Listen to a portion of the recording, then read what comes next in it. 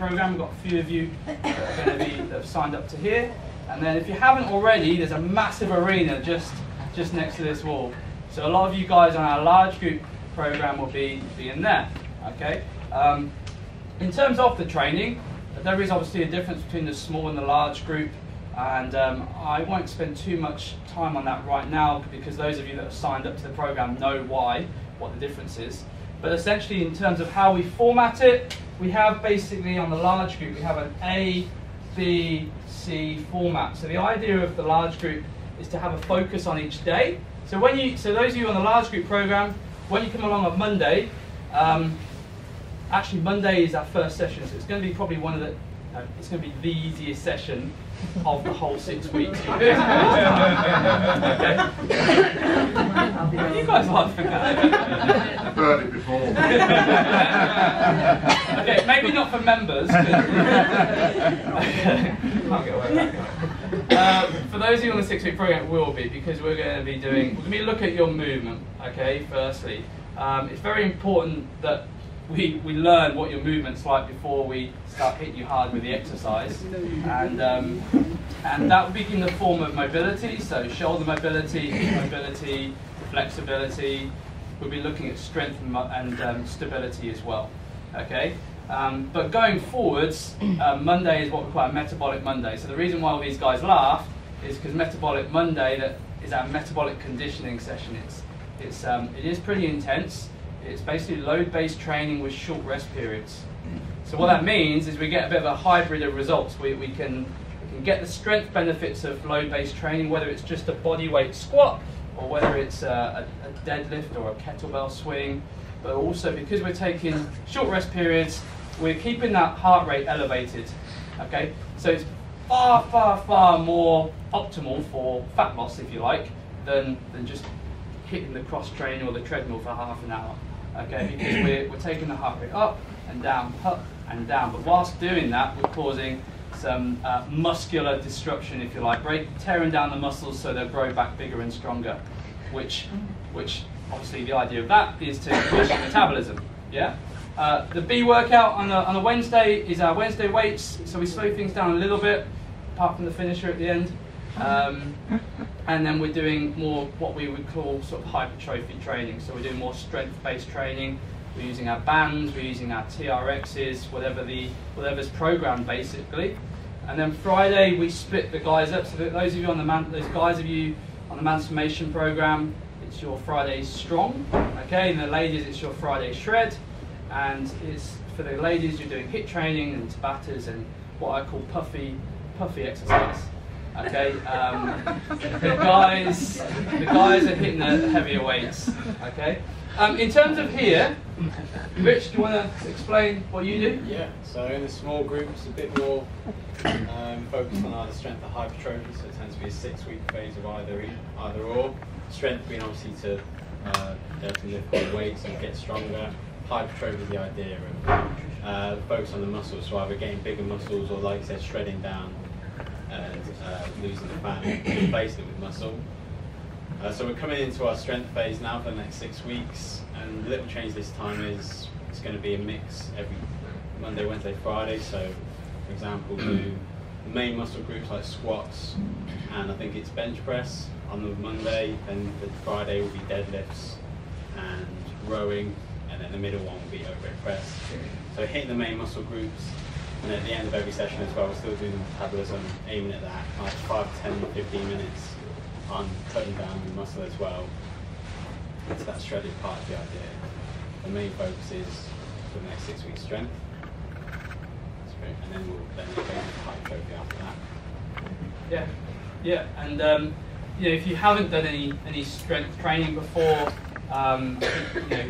everyone goes through it, really enjoys that. It's such an underestimated part of the whole shebang, really. Everyone's in the past done a lot of kind of cardio, but actually getting the body strong and robust, and you reduce injury, you increase metabolism, your posture improves. I could just keep going on and on and on, to be quite honest. The one people hear about fitness where you don't think you're going to lose weight, think you're going to just bulk up, which is rubbish. By putting on muscle and by putting on strength, you're going to burning faster and losing weight at the same time, as long as you're training well and your nutrition's on point as well. So that's people Kat confused. Kat was one of those ladies, wasn't she? So we had a lady who was on Richard. Yeah. She went down a couple of dress sizes. When we did her 6-week stats, I think she gained a couple of pounds, didn't she? And she was mortified because she'd always kind of just thought that the weight on the scale was the metric for success, if you like. But she kind of knew that things were improving because her energy levels are higher. Her clothes were fitting better, and yeah. So I sort of share that story quite a lot. That the scale, it's an okay metric, but just kind of think of it as just a one metric as part of a much bigger picture. So how do you feel is the ultimate metric. Asking yourself that, at the end of each day, or how were my energy levels today? How did I sleep? Hip to waist ratio, if you're talking aesthetics. Those are all much better metrics than just seriously. So just lastly on the training, so in terms of what Rich was saying, we follow the performance pyramid guide. So basically this is something to really think about, okay? And this is where a lot of people go wrong when they join a gym.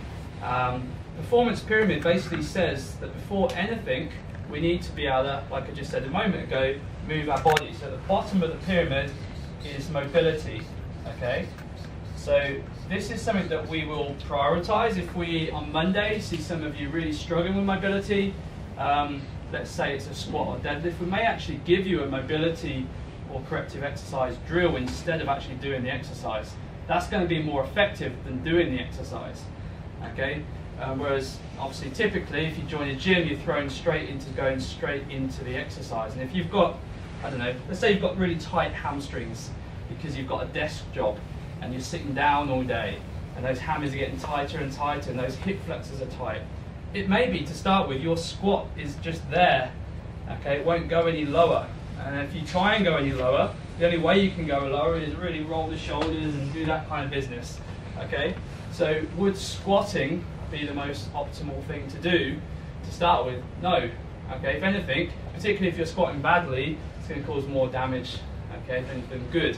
So we'll be looking at some flexibility training, some mobility training. Next up, stability. So, let's say you can move your body. Let's say you do have, say you do have good mobility, good flexibility, but you're unstable, okay? When we're doing squats or lunges, you're kind of wobbling all over the place, okay? Again, that's a problem. So all our current members know we'll be doing things like Pallof presses and anything to kind of build up this core base, okay? And then lastly, then we can work on strength, okay?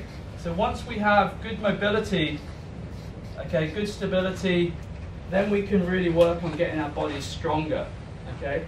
And unfortunately, this is where everyone starts. They join a gym, they go straight onto the machines, they start trying to lift big weights, and then they're often surprised when they get injuries because they haven't actually got the mobility and stability to do the exercise. So in terms of the training, what to expect, as you probably imagine, we have a warm-up. Okay, so in the warm-up, we have a bit of a pulse raiser, usually, and then we have some what we call activation drills. Okay, these are basically where we if you think about the ignition in your car, okay, you start the car, kind of get the engine warm. That's really what our activation warm-up is about. It's about activating the muscles that you're going to work in that workout, that session. Okay, and then we go into the main workout, which is generally 4 to 6 exercises, and there's usually a focus. So it might be upper body, might be lower body, it might be a pushing, pulling, like Rich was saying. We mix up the movement planes. So if you've never been involved in a training program before, this is really cool because you're actually going to be following an actual training program and not a workout. So what big difference, okay? And then lastly, we'll often have what we call a finisher. Okay, we all enjoy our finishers, don't we, members? It's our favourite finisher. Apollo 13 or something? No, it doesn't. Okay, So, not much more to say about that. And then obviously we have a nice cool down. Cool. Any questions? Any questions on training before we move on to the nutrition? No? All good there, yeah? So, actually, just a quick, apart from members, who's followed like a training program before, like a 6, 10, 12 week program? You're an ex-member, that doesn't count. And to be quite, it's good that you're here. So things have changed since you were doing boot camp, because this is kind of why I'm trying to move away from boot camp, is because ultimately, it's great, but it's more workout based. What we're trying to do is record your progression, and that's really important. So you can look back at last week and say, okay, this is what I did. Let's be better this week. Okay. So let's move on to nutrition, guys. We basically break our nutrition down into 3 levels. Within the 6-week program, you've got a choice, really, of level 1 and level 2. Okay? Level 3 is for later on.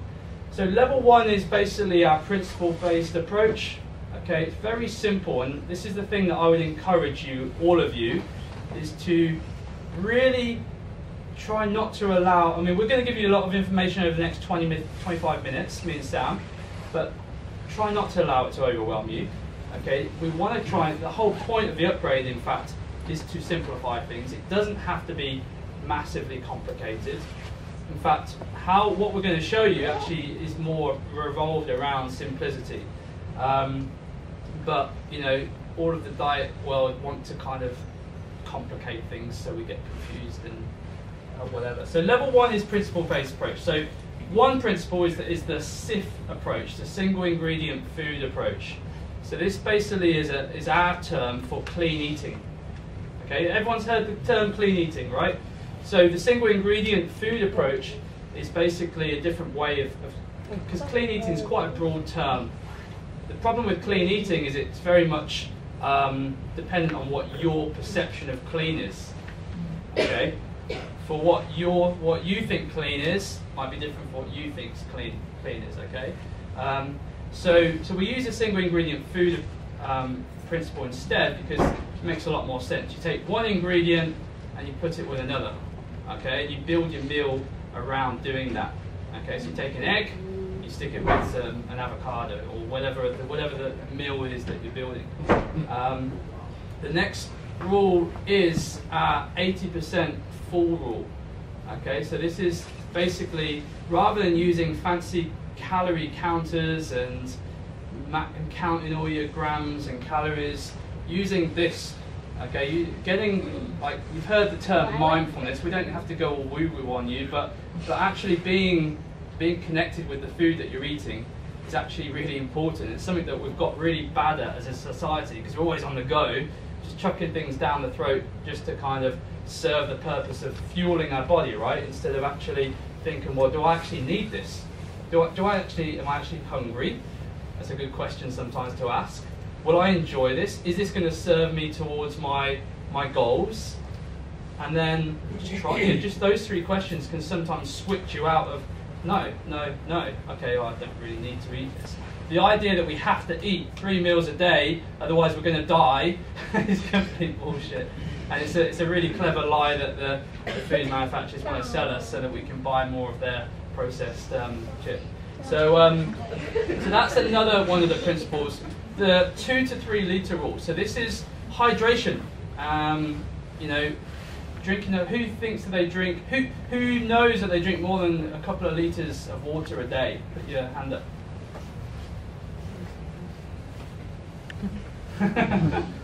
No? Come on, we're going to be role models here.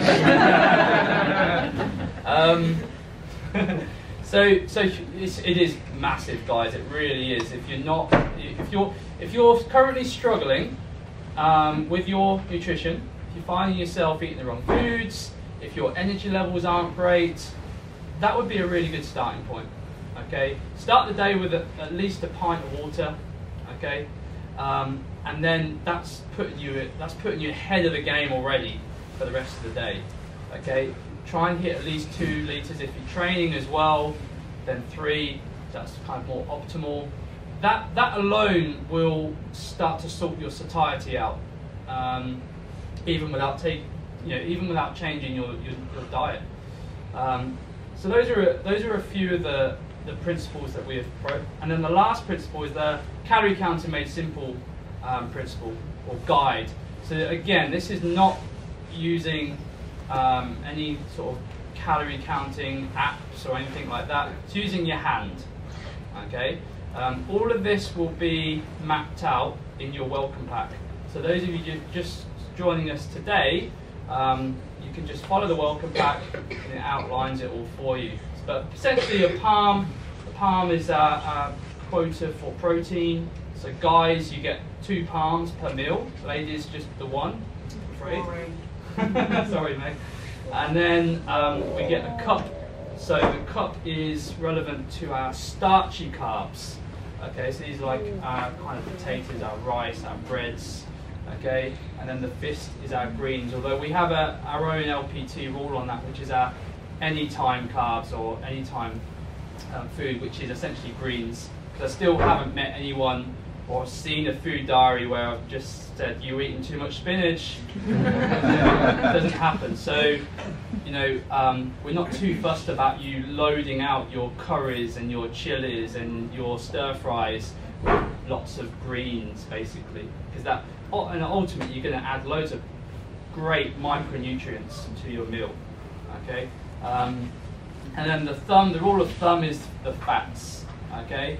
But you know, when you have a look at the calorie counting made simple guide, you know, you'll see, you may think, oh, that's not a lot of food. So just, it's really important to know that it's based on 4 meals a day, and the reason for that is, you know, the average person will have around 3 meals a day with a snack or 2.